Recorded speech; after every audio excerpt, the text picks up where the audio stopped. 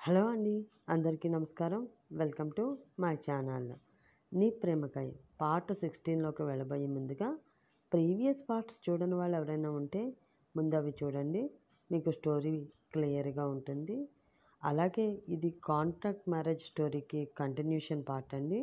ఆ స్టోరీ చూడని వాళ్ళు ఎవరైనా ఉంటే ఆ స్టోరీ మన ఛానల్లో ఉంది, ఒకసారి చెక్ చేయండి. ఇంకా ఈ పార్ట్లోకి వెళ్ళిపోదాం. నీ ప్రేమకై పార్ట్ 16. అత్తవారింటికి వచ్చాడు సమీర్. ఆ తర్వాత ఏం జరిగిందో చూద్దాం. నువ్వు ఈ ఇంటి అల్లుడివి బాబు. ఇతను నీ ఇతని చెల్లెలి భర్తవి. ఇక్కడ నీకు దక్కవలసిన గౌరవ మర్యాదల్లో ఎలాంటి లోటు రాకూడదు. మీ అక్క భర్తపై నీకు ఉన్న గౌరవం నువ్వు చూపించావు. మరి తన చెల్లెలి భర్తపై తనకు ఉన్న గౌరవం అతను చూపించాలి కదా అని అన్నాడు సత్యమూర్తి. ఆ మాటతో ఇంకేమీ మాట్లాడలేక ఆ పళ్ళెంలో తన కాళ్ళు పెట్టాడు సమీర్. అప్పటి వరకు వీడు కాళ్ళు నేను కడగడం ఏంటి అన్న ఫీలింగ్లో ఉన్న శ్రీహిత్ సత్యమూర్తి మాటలకి ప్రభావితమై తన చెల్లెల మీద ఉన్న ప్రేమతో మనస్ఫూర్తిగా తన చెల్లెల భర్త కాళ్ళు కడిగాడు. ఫస్ట్ టైం సమీర్ అంటే అతనిలో చిన్న పాజిటివ్ ఫీలింగ్ కలిగింది. అప్పుడే బయట నుండి వచ్చిన సత్య ఆ దృశ్యం చూసి షాక్ అయ్యి వెంటనే తన ఫోన్ తీసి ఆ అపురూపమైన దృశ్య కావ్యాన్ని తన ఫోన్లో బంధించాడు. అప్పటి వరకు నవ్వుతూ అక్కడ జరుగుతున్నది చూస్తున్న నీరజ సత్య రావడంతో కోపంగా అతన్ని చంపేసేలా అతని వైపు చూసింది. శ్రీజ గదిలోకి వెళ్ళి అమ్మ శ్రీజ రా అమ్మ టైం అయ్యింది అని పిలిచింది భవ్య. అప్పటి వరకు కారుతూ ఉన్న తన కన్నీళ్లను తుడుచుకుని భవ్య వెంట నిస్సహాయంగా వెళ్ళింది శ్రీజ. ముహూర్తం దాడిపోతుంది అని కాంచన అనడంతో సరే అండి అని వారిని సాగనంపడానికి బయటకు వచ్చారు అందరూ. వారు ఎవరిని కన్నెత్తైనా చూడకుండా తనకు ఇష్టం లేని భర్తతో తనది కాని ఆ ఇంట్లో అడుగు పెట్టడానికి వెళ్ళింది శ్రీజ. అది చూసిన నీరజ సత్యల గుండెలు ఒక్కసారిగా బరువెక్కాయి. కారు వరకు వెళ్ళి ఏదో గుర్తు వచ్చినట్లు ఆగి అయ్యో బావగారికి చెప్పడం మర్చిపోయాను, నేను వెళ్ళి చెప్పు వస్తాను అని వెనక్కి వెళ్ళాడు సమీర్. తన గదిలో సోఫాలో కూర్చుని శ్రీజ గురించి ఆలోచిస్తూ ఉన్నాడు శ్రీహిత్. సమీర్ చాలా మంచివాడు. చిన్నప్పటి నుంచి వాడిని నేను చూస్తున్నా. వాడిలో ఏ రోజు నాకు ఏ తప్పు కనిపించలేదు. తనతో ఉంటే శ్రీజ హ్యాపీగా ఉంటుంది. ఇలా సాగుతున్న శ్రీహిత్ ఆలోచనలకి లాక్ వేసినట్లు ఆ రూమ్ డోర్ తీశాడు సమీర్. అతన్ని చూసిన శ్రీహిత్ మొహం పక్కకు తిప్పుకున్నాడు. బావగారు ఓ చిన్న మాట చెప్పాలి అని అన్నాడు సమీర్. ఏంటి?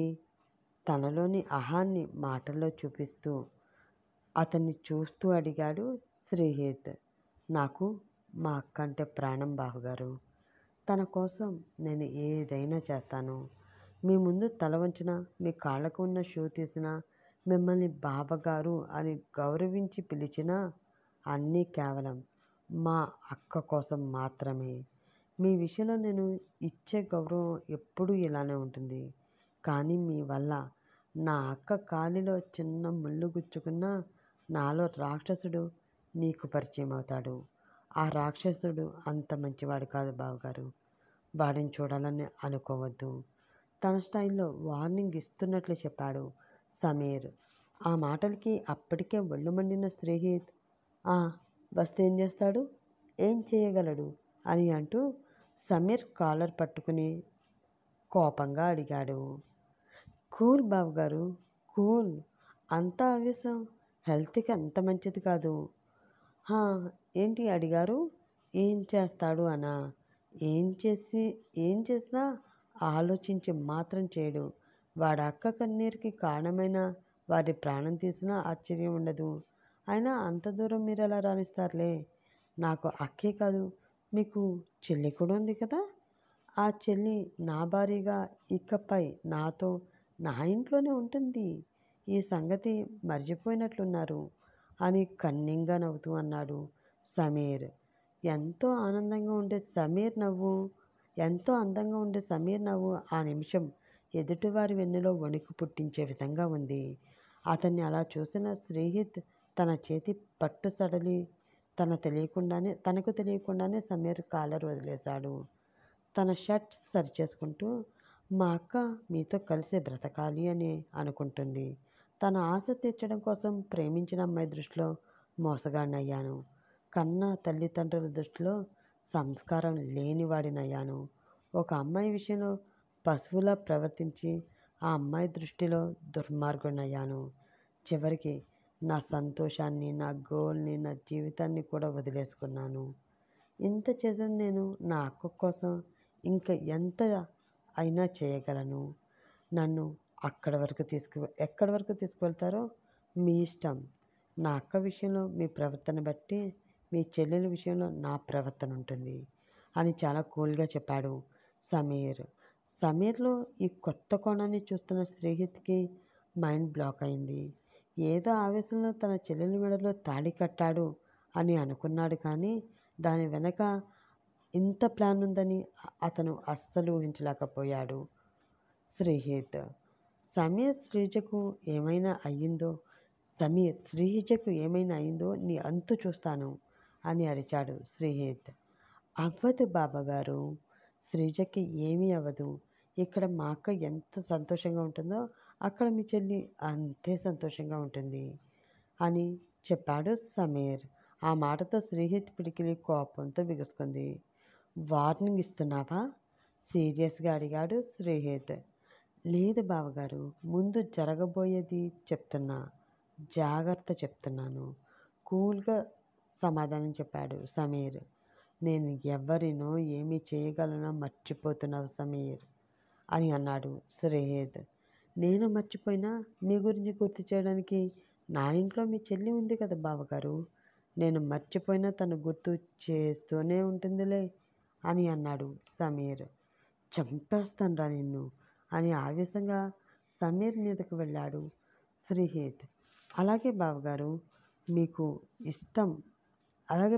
మీ ఇష్టం. మా అక్క కోసం నేను చావడానికైనా సిద్ధమే. మీ చెల్లిని తెల్లచీరలో చూడాలని మీరు అనుకుంటే ఈ క్షణమే చంపేయవచ్చు అని అంటూ తన 2 చేతులు చాపి తల కిందకు వంచుకొని నిలబడ్డాడు సమీర్.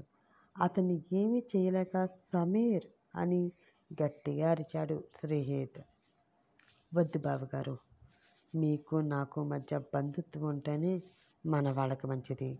శత్రుత్వం అంటే అది ఎవ్వరికీ మంచిది కాదు. నా అక్కని మీ చేతుల్లో పెడుతున్నా, జాగ్రత్తగా చూసుకోండి, వెళ్ళి వస్తా అని అక్కడి నుంచి బయటికి నడిచాడు సమీర్. వెళుతున్న అతన్ని చంపేయాలి అని అనిపిస్తున్నా ఏమీ చేయలేక తన కోపాన్ని కంట్రోల్ చేసుకుంటూ ఉన్నాడు శ్రీహిత్.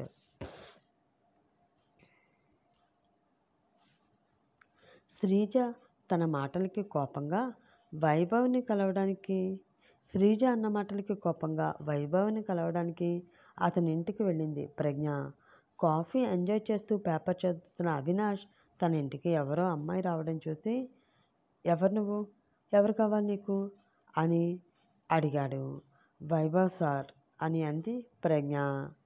పైన తన గదిలో ఉన్నాడు, పిలుస్తానుండు అని అవినాష్ తన మాట కంప్లీట్ చేస్తుండగానే మెట్లెక్కి పైకి వెళ్ళిపోతూ ఉంది ప్రజ్ఞ.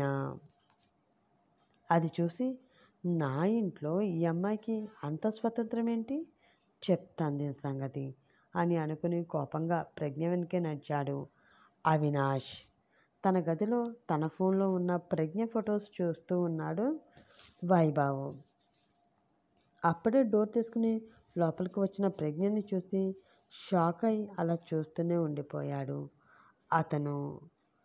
సార్ అని ప్రజ్ఞ అనడంతో ఆ షాక్ నుండి బయటకు వచ్చి కంగారుగా తన ఫోన్లో చూస్తున్న ప్రజ్ఞ ఫోటో పక్కకి జరిపాడు. శ్రీజ ఫోటో వచ్చింది. అది వైభవ్ కూడా చూసుకోకుండా ఫోన్ బెడ్ పైకి విసిరి, ఏంటి ప్రజ్ఞ ఇలా వచ్చావు, నాతో ఏమన్నా పని ఉందా అని అయోమయంగా అడిగాడు వైభవ్. అనుకోకుండా వైభవ్ ఫోన్ లో ఫోటో చూసిన ప్రజ్ఞకి అందులో శ్రీజ ఫోటో కనిపించింది. అది చూసి, ఎందుకు సార్ మీరు వద్దు అని అనుకుని తను పెళ్లి చేసుకున్న వాడితో కాపురం చేయడానికి అత్తవారింటికి వెళ్ళిన ఆ శ్రీజ ఫోటోనే చూస్తూ ఎందుకు ఇలా దేవదాసులా అయిపోతున్నారు? బాధగా అడిగింది ప్రజ్ఞ. ఆమె మాటలు అర్థం కాక అయోమయంగా చూస్తూ ఉన్నాడు వైభవ్. ముందు మీ మనసులోని శ్రీజపై ఉన్న ప్రేమని మీ ఫోన్లో ఆమె ఫొటోస్ని డిలీట్ చేసి పడేయండి సార్. అప్పుడే మీరు జరిగింది మర్చిపోగలరు అని సూటిగా అతన్ని చూస్తూ చెప్పింది ప్రజ్ఞ. ఆ మాటతో ఒకసారి తన ఫోన్ వైపు చూశాడు వైభవ్. అందులో నవ్వుతూ ఉన్న శ్రీజ ఫోటో కనిపించింది.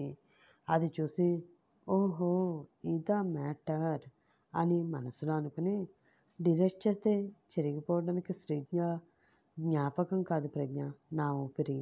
ఆమె ఆలోచనలు నా మనసు నుండి డిలీట్ చేసిన మరుక్షణమే నా ప్రాణం కూడా పోతుంది అని ఒక లెంతైన డైలాగ్ చెప్పాడు వైభవ్. అప్పుడే ప్రజ్ఞ సంగతి చూడాలని ఆ గది వరకు వచ్చిన అవినాష్ వైభవ్ లోతైన డైలాగ్ విని వెనకడుగు వేశాడు.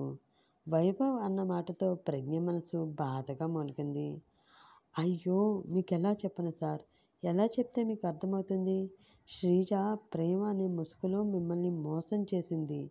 మిమ్మల్ని పూర్తిగా ముంచేసి, మిమ్మల్ని మోసం చేసి వేరే వాడిని పెళ్లి చేసుకున్నానన్న గిల్ట్ ఏ మాత్రం లేకుండా చాలా అంటే చాలా సంతోషంగా అత్తవారింటికి వెళ్ళింది. She is liar sir.